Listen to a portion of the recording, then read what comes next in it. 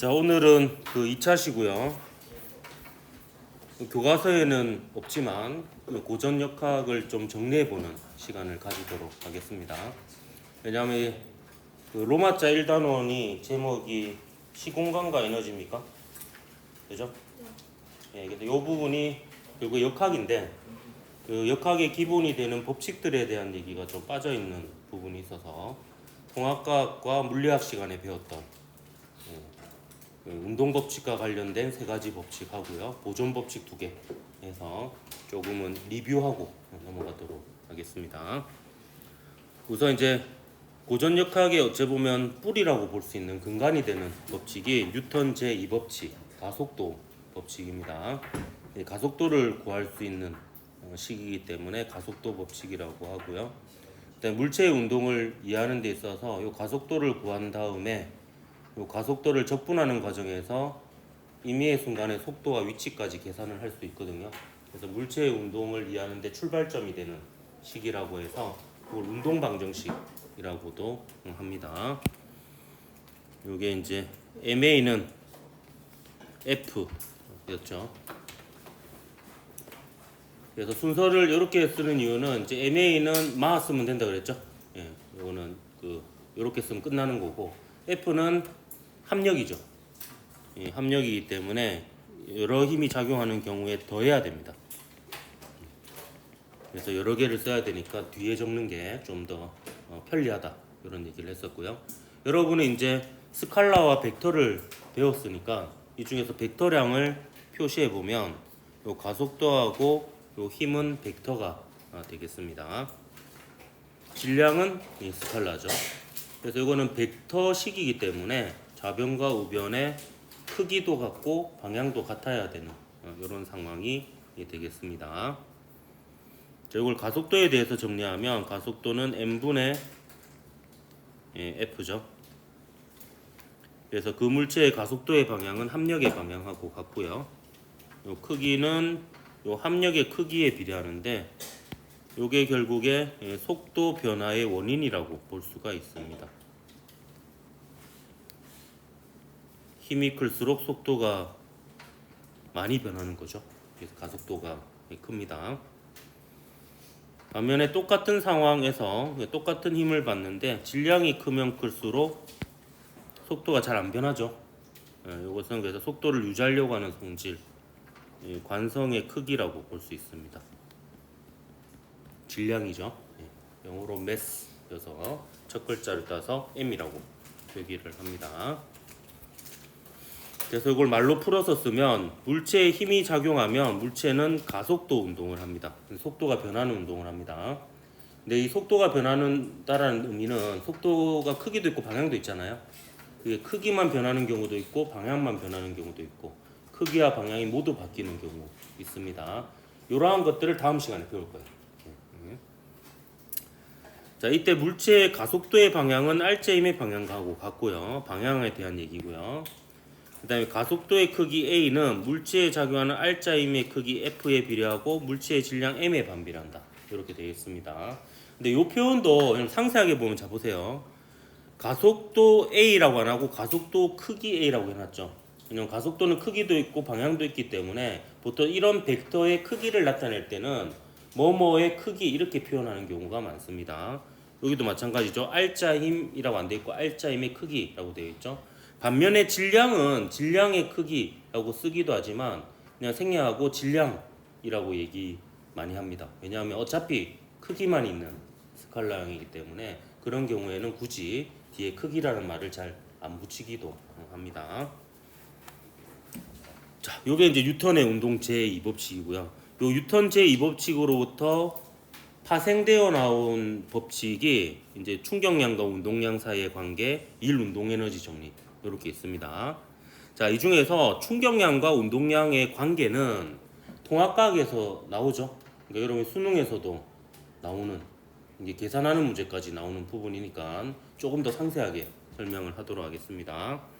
우선 상황은 이렇습니다. 질량 M인 공이 있어요. 거기에 일정한 크기 힘 F를 오른쪽으로 가할 겁니다. 근데 힘을 가하는 순간에 속도는 V1이었어요. 이게 처음인 속도입니다. 처음 속도의 이제 크기가 되겠죠. 엄밀하게는 거기에다 질량을 곱하면 처음 운동량이 됩니다.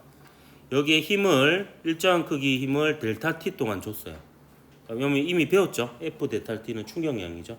이런 충격량을 줬더니 운동량이 mv2로 바뀐 이런 상황입니다. 이때 이제 충격량하고 운동량 사이의 관계식은 다름 아닌 뉴턴 제2법칙 F는 ma로부터 나왔죠. 그럼 그 과정을 한번 유도해 보도록 하겠습니다. 프린트 있니? 프린트 있어. 자, 가속도를 풀어서 쓰면 가속도는 시간 변화량 분의 속도 변화량입니다. 너무 길게 적었네. 시간 변화량 분의 속도 변화량이고요. 자, 속도 변화량을 또 풀어서 써보겠습니다. 그러면 변화량이라는 것은 항상 나중값 빼기 처음값이죠. 그래서 나중 속도 빼기 처음 속도를 힘을 가한 시간으로 나누면 가속도가 되는 거죠. 그럼 여기서 맨 왼쪽 식하고 맨 오른쪽 식에서 양변에 델타 t를 곱해주는 거예요. 그러면 좌변은 F 델타 t 충격량이 되고 우변은 mv2 빼기 mv1 운동량의 변화량이 되는 것을 확인할 수가 있습니다. 그래서 F 델타 t는 mv2 빼기 mv1. 자, 이걸 한글로 풀어서 쓰면 충격량은 운동량의 변화량과 같다. 이렇게 얘기할 수가 있습니다.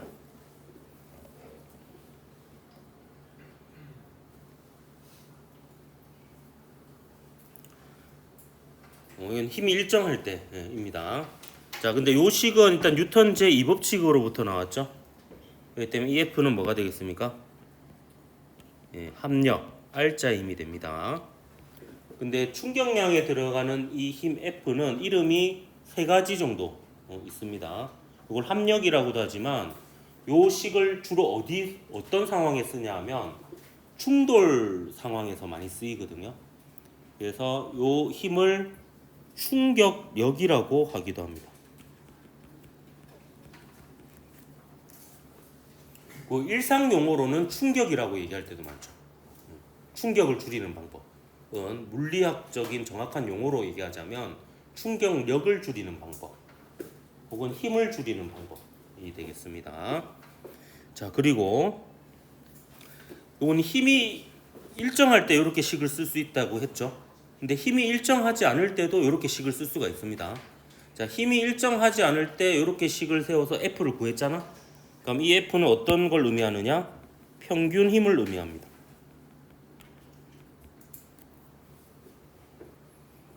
그래서 이 충격량을 구하는 방법 자체가 세 가지가 또 있어요.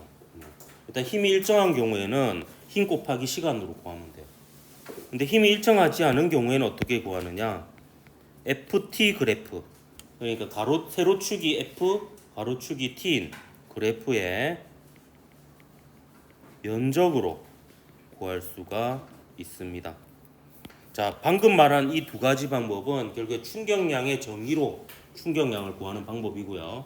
단지 힘이 일정할 때와 일정하지 않을 때이고요. 근데 또 다른 방법은 이게 뭐하고 같다? 운동량의 변화량하고도 같잖아요. 그래서 운동량의 변화량으로 충격량을 구할 수도 있습니다. 그럼 왜 하필 이 충격량과 운동량을 따로 정의 내려서 쓰냐? 결과적으로는 이 식하고 같은데 요거는 이제 각종 충돌 과정에서 이 식을 쓴다고 했죠. 실제로 충돌이 일어날 때는 이런 그래프를 그리면서 충돌이 일어납니다. 예를 들어서 이제 야구공이 야구 배트로부터 받는 힘을 시간에 따라서 그래프로 그려보면 이런 그래프가 되는 거죠. 그래서 처음에는 공이 모양이 동그란 상태에서 배트에 닿을 겁니다. 근데 시간이 좀 지나면 얘가 찌그러지죠. 최대로 찌그러졌을 때가 힘을 가장 크게 받을 때입니다. 그러면서 다시 모양이 원래대로 풀리면서 배트에 떨어져 나갈 때는 이제 원래 모양대로 돌아가 버리죠. 그래서 모든 물체의 충돌은 대략적으로 이런 그래프를 그려요. 모든 물체는 탄성이 있거든요. 그게 좀 작고 크고의 차이점이 있지. 그래서 충돌할 때 물체의 변형이 일어나고요. 그 변형된 정도에 따라서 힘이 증가했다가 감소했다가 떨어져 나가게 됩니다. 그리고 이번 학기에 미적분을 배운다라고 하더라고요. 맞습니까? 네. 그래서 이 면적 구하는 과정이 바로 적분이죠. 이게 이제 보통 면적은 세로 곱하기 가로로 구하잖아요. 근데 이렇게 사각형 모양이 아닌 경우에는 요 가로축을 미세하게 나누죠. 미세하게 나누면 이 각각의 부분들은 직사각형이라고 볼 수 있죠.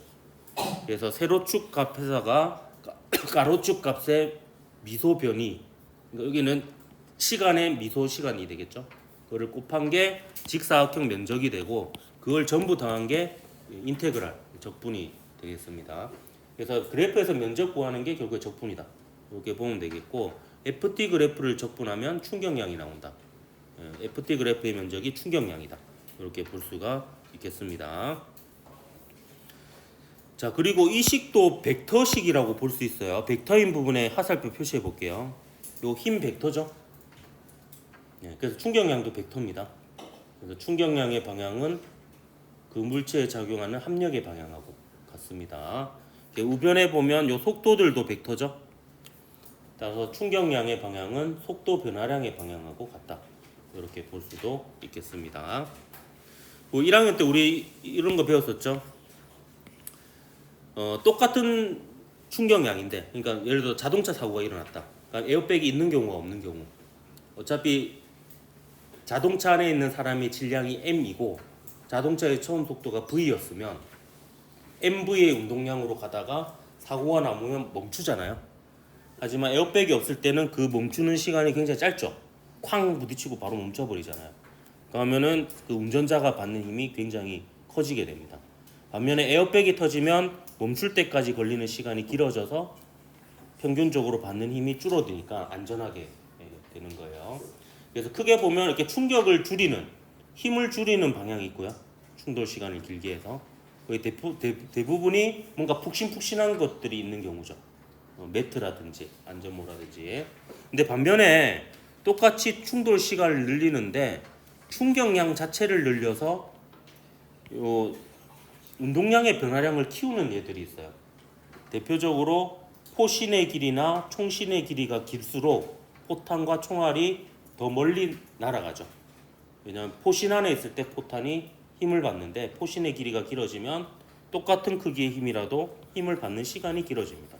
그러면 운동량의 변화량이 커집니다. 그리고 그 각종 스포츠에서 팔로우 스윙, 이게 끝까지 밀어치라고 하는 이유가 이제 그 야구로 치면 야구 배트하고 야구 공이 서로 맞닿아서 힘을 주고받는 시간을 길게 가져가는 거죠. 그럼 똑같은 힘이라도 오랫동안 받으면 야구공의 운동량의 변화량이 커질 수가 있습니다. 그리고 요식을 쓰면 충돌 과정에서 용이한 이유가 야구공의 예를 한번 보십시오. 야구공이 야구 배트로부터 받는 힘의 크기 측정하기 굉장히 어려워요. 그리고 야구공이 야구 배트와 맞닿아 있는 시간, 이것도 측정하기 쉽지 않죠. 물론 이제 슬로우 모션으로 찍으면 이거는 측정할 수 있긴 합니다. 근데 요거는 측정하기 쉽죠. 야구공의 질량, 그리고 야구공의 처음 속도, 투수가 던진 공의 속도예요. 그리고 배트로부터 떠나간 야구공의 속도, 타구 속도죠. 맨날 재고 있잖아요. 그래서 이렇게 하면 오른쪽은 측정하기 쉬운 값들이 되고요. 그 중에서 얘는 또 비교적 측정을 할 수 있죠. 그럼 이제 야구공이 받는 힘을 요 식으로부터 이제 구할 수가 있습니다. 그래서 그런 유용함 때문에 요걸 이용하기도 합니다. 요게 이제 우리가 통합과학에서 배운, 여러분 수능에도 이제 출제가 될 부분으로 충격량과 운동량 사이의 관계가 되겠고요. 그다음 요거는 이제 물리학에서 배운 거고요. 여러분이 이제 그 수능하고는 관계가 없지만 그래도 물리학 전반에 거쳐서 굉장히 중요한 법칙이기도 합니다. 자, 1 운동 에너지 정리인데요. 얘나 상황은 비슷합니다. 질량 M인 수레가 있어요. 이걸 이제 손으로 밉니다. 이거 굉장히 어려운 일이라고 했었습니다. 예전에 얘기했죠. 일정한 크기의 힘으로 준다는 게 쉽지가 않습니다. 왜냐하면 힘을 주면 속도가 바뀌거든요. 그것까지 고려해서 이 힘을 줘야 되니까 이거 아마 수행평가로 하면 100점 아무도 없을걸? 보통은 이제 수레 앞에 용수철 저울을 매달고 용수철 저울에 눈금이 일정한 채로 용수철이 늘어난 기가 일정한 채 유지하면서 당겨야 되거든요. 이거는 진짜 쉽게 하기가 힘듭니다. 우리의 철수는 그걸 해내고 있죠. 역시 철수는 순환을 당하고 있습니다. 손가락이 잘렸죠. 잘린 손가락이 이제 그 공중부양해서 이렇게 밀고 있는 이런 상황입니다. 그러니까 속도가 V1에서 V2로 바뀌었고요. 이제 S만큼 이동한 상태입니다. 요것도 뉴턴 제2법칙으로부터 나왔어요. F는 ma로부터. 여러분은 이제 미적분을 배울 예정이고요. 그럼 약간의 선행을 통해서 이 과정을 일단 설명해 보겠습니다. 지금 만약에 예습된 게 없어가지고 이해가 안 되면 나중에 미적분을 배우고 나서 다시 한번 유튜브에 옥송환을 검색해서 이 부분을 다시 보면 되겠습니다. 자, 요거를 미분으로 나타내면 가속도가 dv dt입니다. 왜냐하면 요 가속도의 정의가 여러분이 알고 있기로는 델타 v 나누기 델타 t잖아요. 근데 사실 엄밀하게 얘기하면 여기에다가 리미트를 씌워서 델타 t를 0으로 수렴시킨 게 가속도입니다. 요게 이제 다름이 아닌 이 dv dt가 되는 거죠. 그러면 이게 순간 가속도가 돼요. 그러면 가속도가 일정하지 않는 경우에도 이 가속도라는 개념을 쓸 수가 있습니다. 자, 그러면 이 식을 약간 변형을 시켜볼게요. 요건 그냥 MA 한 겁니다. 단지 A를 미분기호로 나타낸 거예요. 자, 저 이런 식으로 계산하는 게 이제 수학자들이 물리학자들 싫어하는 이유인데요. 저희는 수학을 대충 쓰거든요. 엄밀하게 따지지 않고 그냥 대충 합니다. 원래 이거 뭐 ds, dt 이런 거 서로 나누고 곱하고 이런 대상은 아닌데 우리는 그냥 막 나누고 곱하고 막 이렇게 합니다. 그래서 우리보다 더 심하게 막 쓰는 사람들이 이제 공대 교수님들. 우리는 공대보다는 좀 더 엄밀하고 수학과보다는 좀 덜 엄밀하고 약간 그 중간지대에 있습니다. 자, 여기 이까지는 식이 똑같죠? 여기에다가 미소 변이를 곱했다가 나눠줬다가 이렇게 합니다. ds를 곱하고 ds를 나눠주고 s는 위치입니다. 그럼 ds는 변이고요. 아주 작은 변이가 되는 겁니다. 아주 짧은 시간 동안에 작은 변이가 이제 ds가 됩니다. 닌텐도 DS 아니고요. 닌텐도 DS 모르나? 자, 이제 그 우변의 dv ds를 또 좌우를 바꿔버립니다. 우리는 막 이렇게 막 써요 그냥. 좌우를 바꿔버려요. 그러면 얘는 ds 나누기 dt 곱하기 dv 나누기 ds 이렇게 되죠. 이게 분자를 서로 바꾼 겁니다. 우리는 할 수 있어요. 수학자는 이걸 또 막 되냐 안 되냐 따지겠지만 우리는 뭐 대충 그냥 막 곱하고 나누고 합니다. 이렇게.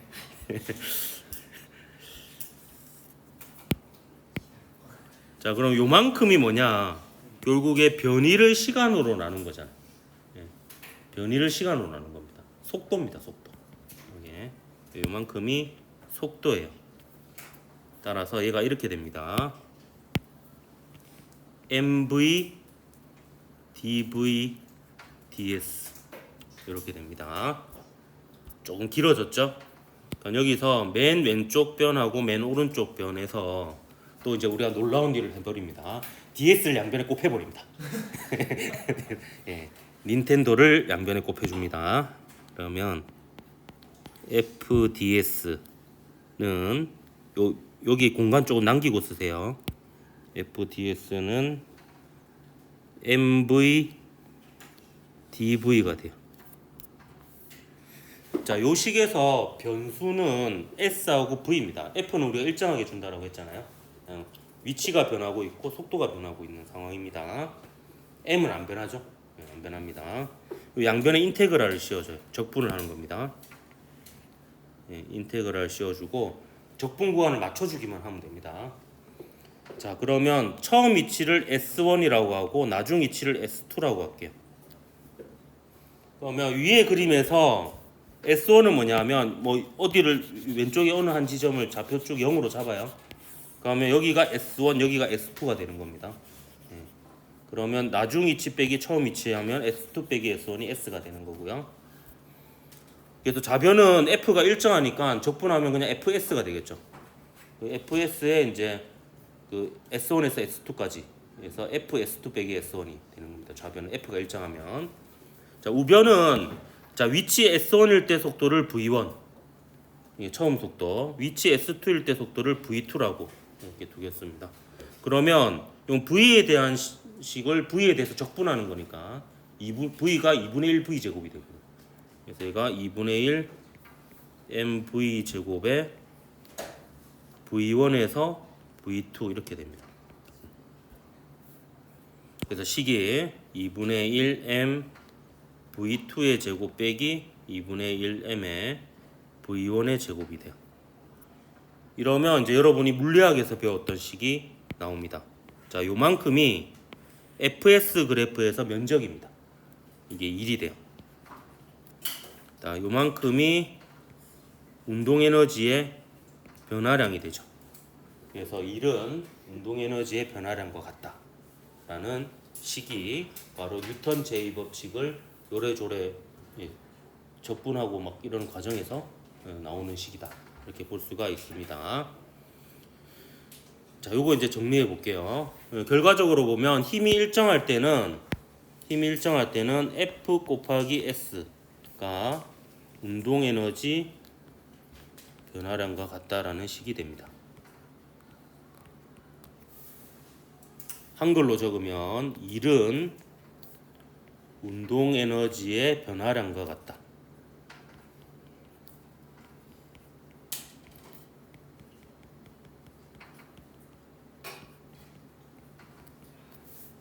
기호로 나타내면 W는 델타 K와 같다 라는 식을 얻을 수가 있습니다.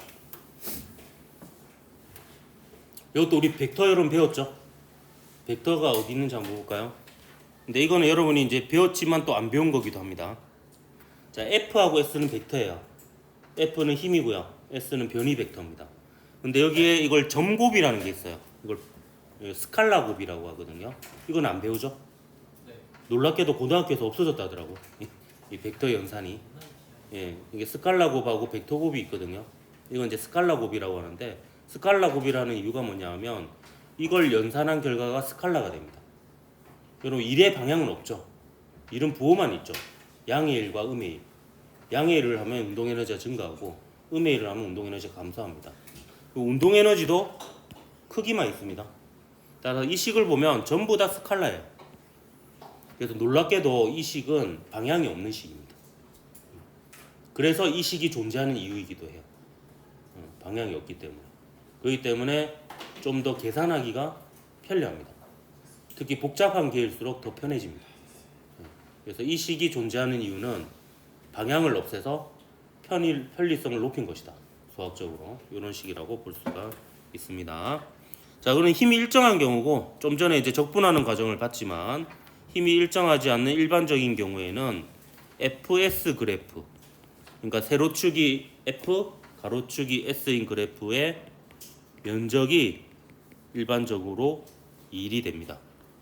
자, 그리고 요 식은 역시 뉴턴 제2법칙으로부터 나왔죠. F는 뭐겠습니까? 예, 합력입니다. 즉 합력이 한 일이 운동에너지 변화와 같다 이렇게 볼 수 있습니다. 아, 이게 아름답지 못하게 대칭적이지 않네요. 자, 위에 식 보면 이것도 기호로 하나 나타냅시다. I는 델타 P하고 같습니다. 요거는 이제 벡터식이죠. I가 충격량이죠. FT 아일랜드, 근데 물리학 할 때 했었죠. FT 아일랜드. 이게 아일랜드의 첫 글자는 아니고 임펄서스라는 용어의 첫 글자입니다. 그래서 자, 정리할게요. 자, 여러분 제가 물리학을 배웠다면 그래도 최소한 이거는 잊어먹지 말라고 한 게 있습니다. 힘을 주면 뭐가 변한다? 속도가 변한다. 그러면 힘이 0이면 속도가 변하지 않는다. 요게 뭐 세 개의 식에 모두 들어 있습니다. 여기 보면 자, 보세요. 힘을 주면 속도가 변하죠. 그죠? 자, 그다음에 여기도 봅시다. 충격량이 가해지면 운동량이 변하는데 충격량 안에 힘이 있고요. 운동량 안에 속도가 있습니다. 역시 힘을 주면 속도가 변해요. 충격량을 가하면 운동량이 변합니다.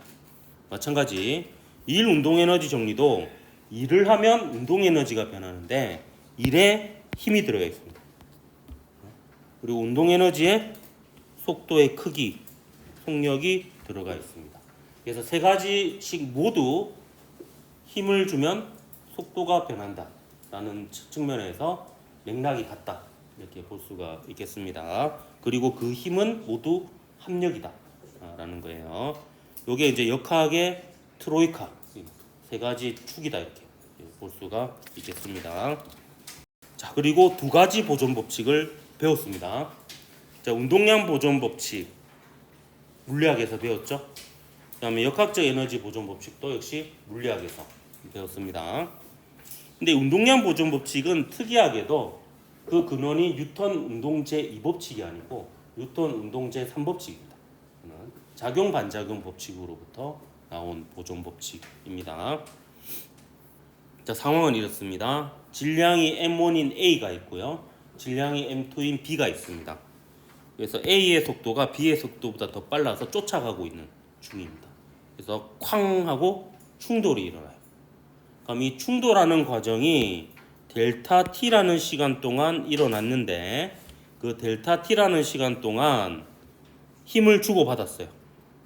그래서 A는 왼쪽으로 F1, B는 오른쪽으로 F2라는 힘을 받았는데 작용 반작용 법칙에 의해서 요 두 힘은 크기가 같고 방향이 반대입니다.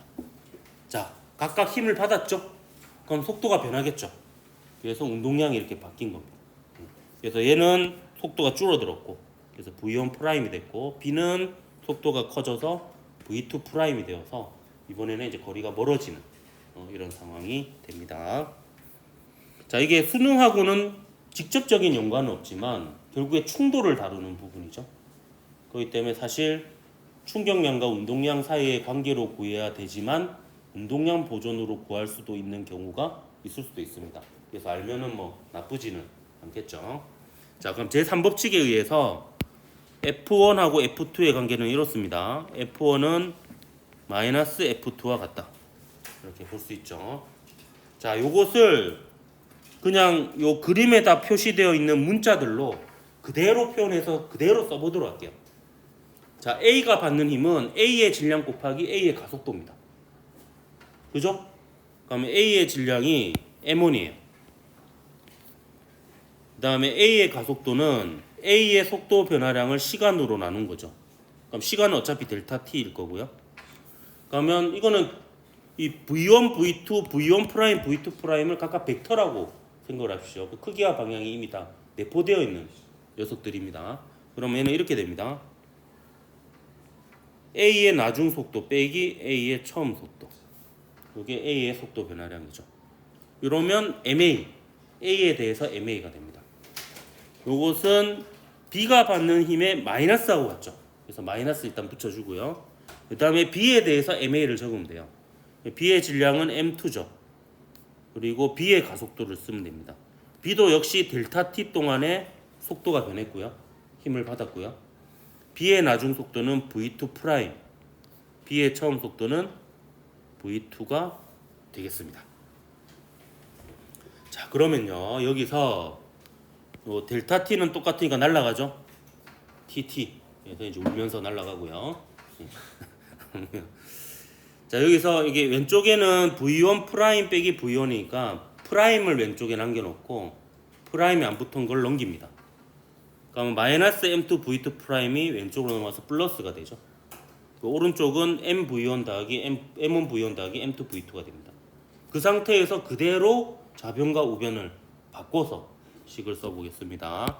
그럼 식이 이렇게 되죠. MV1 더하기 MV2는 미안합니다. 원투가 빠졌네요. M1 V1 더하기 M2 V2는 잠깐 졸았습니다. 밥 먹고 나니까 졸리네 나도. 급식이 제일 맛있는 것 같아요. 별로 동의 안 합니까? 누가 나중에 어른 되고 밥 차려 먹어봐봐. 남이 차려준 밥이 제일 맛있지. 요 M1 V1 프라임 더하기 M2 V2 프라임 이렇게 됩니다. 그래서 충돌 전 A와 B의 운동량의 합은 충돌 후 A와 B의 운동량의 합과 같다라는 식이 나오고, 요게 운동량 보존 법칙입니다. 요것도 벡터식이에요. 이 화살표 나타내 보면 요 녀석, 요 녀석, 요 녀석, 요 녀석이 벡터입니다. 그래서 이게 그 1차원 충돌일 때는 부호로 보통 표현하죠. 오른쪽이면 플러스, 왼쪽이면 마이너스. 이런 식으로 해서 이제 식을 세워서 씁니다. 자, 요거 좀 풀어서 썼습니다. 자, 두 물체 사이에만 힘이 작용하는 경우, 그러니까 외부에서 마찰이나 공기 저항 같은 다른 힘이 작용하지 않으면, 혹은 그 힘이 작용하는 시간이 매우 짧아서 영향을 주지 못하면, 그러면 두 물체가 충돌 또는 분리되는 상황에서 두 물체의 운동량의 합은 보존됩니다. 근데 제가 그냥 일반적으로 얘기해 줄게요. 모든 충돌과 분리 상황은요, 천천히 일어나는 경우는 생각해 보면 없습니다. 순식간에 일어나요. 그래서 그 짧은 시간 동안에는요, 그 두 물체가 서로 주고받는 힘이 절대적으로 영향을 미치고요. 그 외에 공기 저항이나 마찰은 있다고 하더라도 그 충돌하는 그 순간만큼에는 큰 영향을 미치지 않습니다. 그렇기 때문에 충돌 직전과 충돌 직후만 놓고 보면 그냥 운동량은 항상 보존된다라고 보면 돼요. 물론 이제 공기 저항과 마찰이 있잖아요. 그러면 충돌한 이후에 얘네들이 영향을 미쳐요. 그래서 충돌한 직후의 속도가 유지되는 게 아니고 걔가 줄어들거나 늘어나거나 이러잖아요. 그러면 이제 운동량은 보존 안 된다라는 거지. 충돌 직전과 직후만 놓고 보면 아주 짧은 순간이기 때문에 그 순간에 공기 저항과 마찰은 별 영향을 미치지 못한다. 그렇기 때문에 충돌 직전과 직후는 항상 운동량이 보존된다. 이렇게 여러분이 생각해도 크게 무방하다. 이렇게 보면 되겠습니다. 자, 이제 자모조 마지막입니다.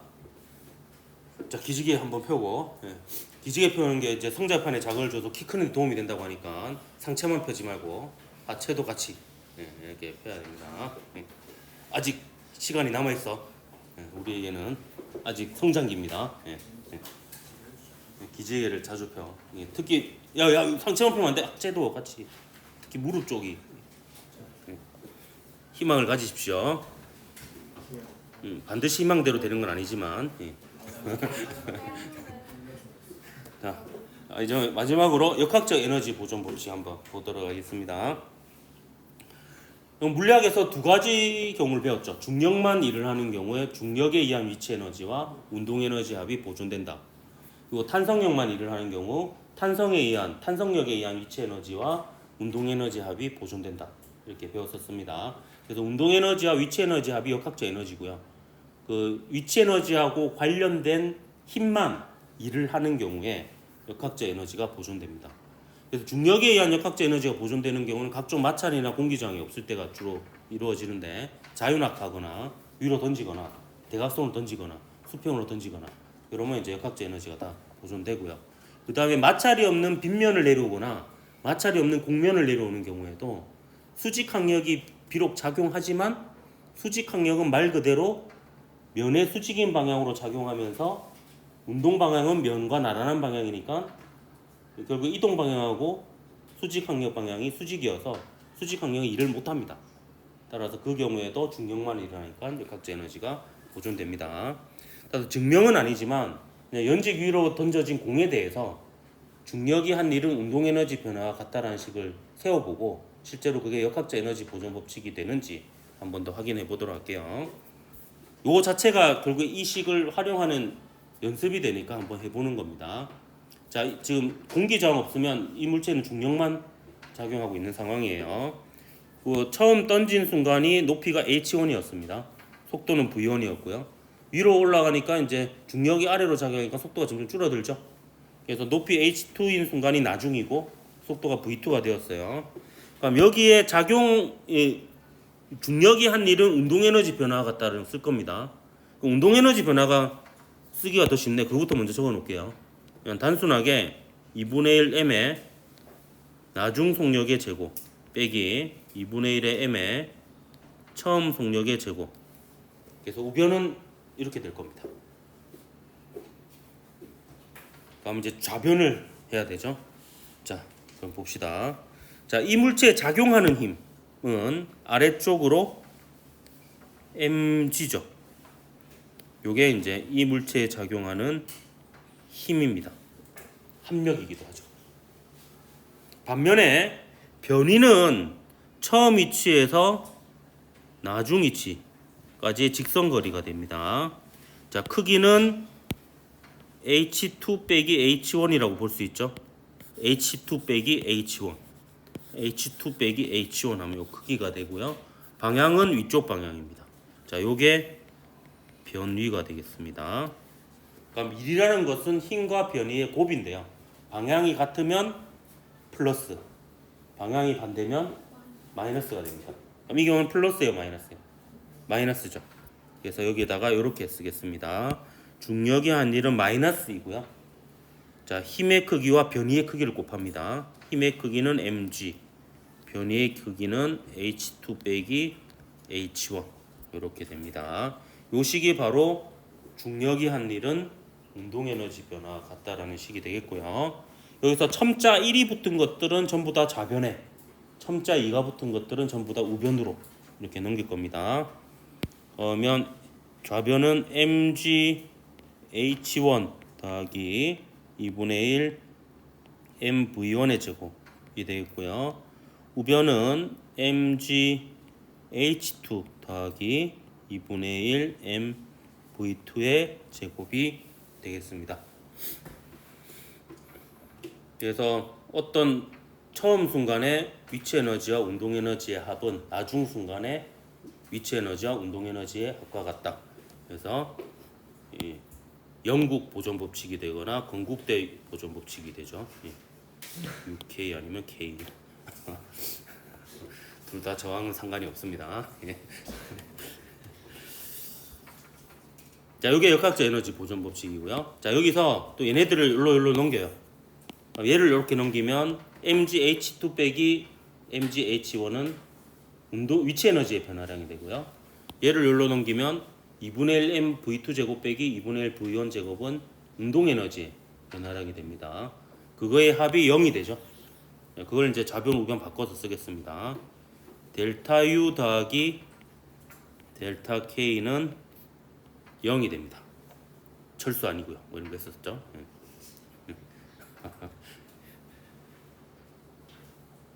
자, 요 식을 변형시켜 보겠습니다. 마이너스 델타 U는 델타 K라고 쓸 수도 있죠. 맞습니까? 근데 델타 K는 뭐다? 운동에너지, 일 운동에너지 정리에 의해서 합력이 한 일인데 이 경우는 중력이 한 일이 곧 합력이 한 일이 됩니다. 그래서 똘똘마이로 이렇게 보면 요 두 개가 같죠. 요게 이제 위치 에너지의 정의고요. 여러분이 이제 이 단원에서 또 만나게 될 겁니다. 행성 간의 위치 에너지 정의를 나중에 배우게 될 거예요. 요걸로부터 출발을 할 겁니다. 그때는. 그래서 요것도 하나의 공식처럼 기억해 주시죠. 위치 에너지를 정의할 수 있는 힘이 한 일.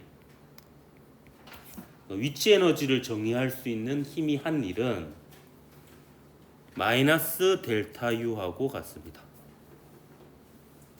위치 에너지 변화량의 마이너스를 한 것과 같습니다. 요게 위치 에너지의 정의예요. 그래서 이걸로 중력에 의한 위치 에너지로 할 수도 있고 탄성력이 한 일을 하면 탄성력에 의한 위치 에너지 변화량이 마이너스 붙인 거에 될 수 있고 전기력이 한 일을 구하면 전기력에 의한 위치 에너지 변화량이 마이너스를 붙인 거하고 같다. 이렇게 식을 쓸 수도 있습니다. 자, 근데 이 페이지에서 제가 운동량 보존 법칙은 뉴턴 제2법칙으로부터 그리고 역학적 에너지 보존 법칙은 결국에 일 운동 에너지 정리. 더 나아가면 뉴턴 제2법칙으로부터 구했잖아요. 근데 제가 하나 소개해 줄게요.